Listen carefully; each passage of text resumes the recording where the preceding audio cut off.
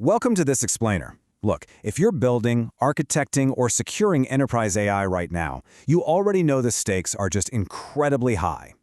We're all feeling that constant pressure to innovate, right? But the regulatory oversight, it's catching up fast. Today, we're going to expose a massive blind spot in how most organizations are approaching AI compliance. We'll see exactly why AI governance requires a total mindset shift. Basically, we have to stop obsessing over the model itself and start focusing intensely on where the data actually moves. Picture this scenario for a second. You're sitting across a conference table from a federal examiner. They look at your newest, highly sophisticated AI deployment, slide a piece of paper across the table and ask, how exactly did this sensitive training file leave your core banking system and end up in this model? If your only answer is that the model itself was reviewed and approved by the risk committee, well, you are in serious trouble. The model is the part you can already account for. The real liability, the thing keeping chief data officers up at night, is that entire data journey that happened long before the model ever ran. Okay, let's dive into this with a brilliant insight from Progress Software. They point out that approving a model answers none of that. Having a thick stack of approval paperwork shoved in a drawer doesn't tell an examiner where the training data came from. It doesn't tell them who authorized its release, and it certainly doesn't prove if the handoff between systems was securely logged. Remember, the data moved way before the model ever saw it. So if we truly want to govern enterprise AI, we literally have to follow the data backward. Here's our roadmap for today's explainer. First, the AI governance blind spot. Second, securing the data boundary. Third, the data observability imperative. Fourth, pipeline versus runtime lineage. Fifth, navigating the tool landscape. And finally, trustworthy enterprise AI. Let's jump right in. Section 1. The AI governance blind spot. Shifting focus from the model to the data. Section 2. Securing the data boundary. Establishing a chain of custody. So the crucial point here is managed file transfer, or MFT. If the missing piece of your AI governance strategy is proving, beyond a shadow of a doubt, that a file moved exactly the way it was supposed to, this is the exact discipline you need to implement. MFT creates a totally audit-ready chain of custody. It ensures that a data transfer stops being this silent background process and instead becomes an action you authorized in advance, one you can instantly replay on demand for any auditor. Without this foundational layer, your AI compliance is, honestly, just guesswork. To actually trust your AI, you've got to prove your transfer path mathematically and systematically. Here's how we do it. First, validate the source and destination paths so data isn't secretly siphoned off to some shadow server. Second, log the task record, capturing precisely when it ran and the exact byte sizes that moved. Third, check the role-based access control, the RBAC that allowed the operator to run it. Fourth, verify the encryption key or certificate. And fifth, maintain a rigorous, unalterable audit trail of any configuration changes. This isn't just theory either. Progress Automate MFT uses this exact logging depth to help companies like PaperTrails secure hundreds of millions of dollars in high-value ACH transfers. If they could secure critical banking files at that massive scale, you can definitely use this exact framework to lock down your AI training data. Section 3. The data observability imperative, ensuring data quality across the lifecycle. Think of data observability as this active layer that ensures data integrity from start to finish.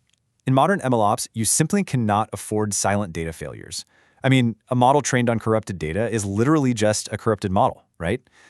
Data observability is what lets you proactively catch anomalies, things like sudden schema changes, unexpected null values, or statistical drifts, long before they ever reach your AI models and poison the outputs.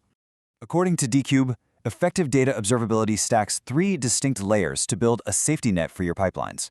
First up is data quality monitoring, which constantly checks for accuracy and timeliness. It's basically asking, is this data correct right now?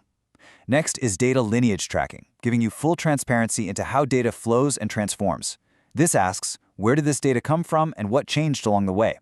Finally, we have data validation and integrity checks, which apply strict, non-negotiable rules to stop corrupt data in its tracks. Together, these 3 layers act like a comprehensive immune system, filtering out the bad data before it can ever compromise your enterprise AI. Section 4. Pipeline versus runtime lineage, the core technical challenge of AI. And this brilliantly illustrates a massive technical divide we're facing right now in the enterprise when it comes to tracking data. Historically, we've leaned really heavily on pipeline lineage. It's fundamentally a design time concept, meticulously documenting how a data engineer intentionally built a table using ETL tools or dbt. But tomorrow's reality? That's runtime lineage. This happens when an autonomous AI agent dynamically generates a live query on the fly to answer a user prompt. Pipeline lineage tells you how a static table was built months ago, but runtime lineage traces exactly what underlying data a specific AI model actually touched in real time. If your architecture only supports pipeline lineage, you are flying completely blind in the age of generative AI. Take a look at this number, 60%. Gartner projects that 60% of AI initiatives are going to fail due to inadequate data management practices. Think about what happens if a business user asks an internal AI chatbot for the most profitable customer segment, and that AI generates a live SQL query that accidentally pulls in highly restricted, personally identifiable information. That lineage isn't documented anywhere because no human engineer ever designed it. The AI built it on the fly. That is exactly why runtime lineage isn't just some nice-to-have vendor feature, it's the absolute difference between a successful AI deployment and a catastrophic compliance failure. Section 5. Navigating the Tool Landscape, the 2026 Enterprise Market. When we evaluate the market matrix, we can cut right through the endless marketing noise to see the true architectural fit for today's top-tier tools. Solid Data is built heavily for the regulated multi-system enterprise.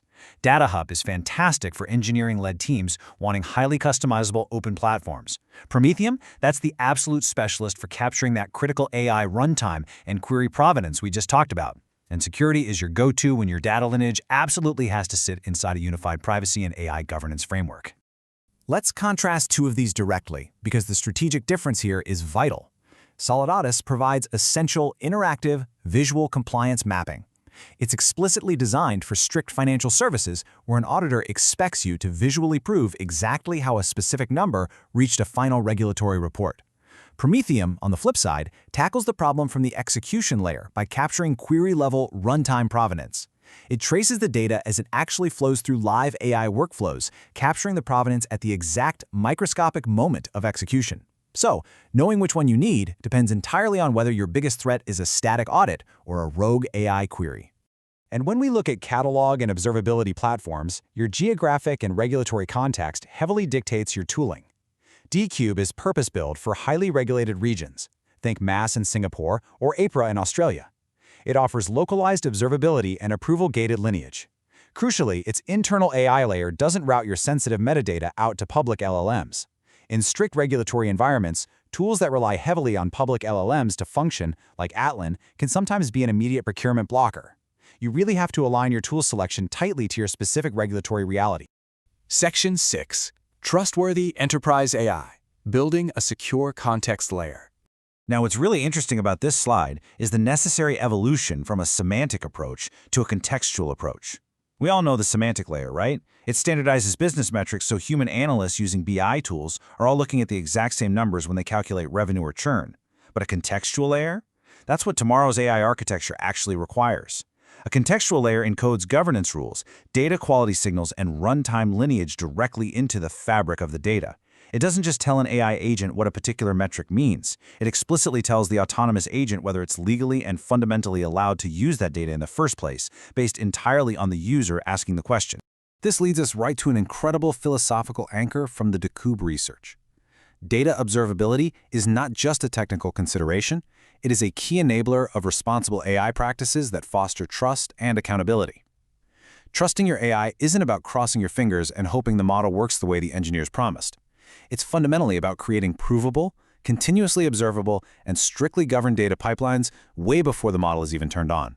Which leaves us with one final question for every CDO, data architect, and governance leader watching this explainer.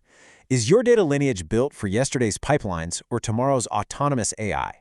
Because if you're only tracking the data you plan to move during design time, you're completely blind to the data your AI is actually using at runtime. It's time to follow the data backward, secure the boundary, and make your enterprise AI fully explainable long before the model ever runs. Thanks so much for joining me on this explainer, and I'll see you next time as we continue to break down the frameworks shaping our digital future.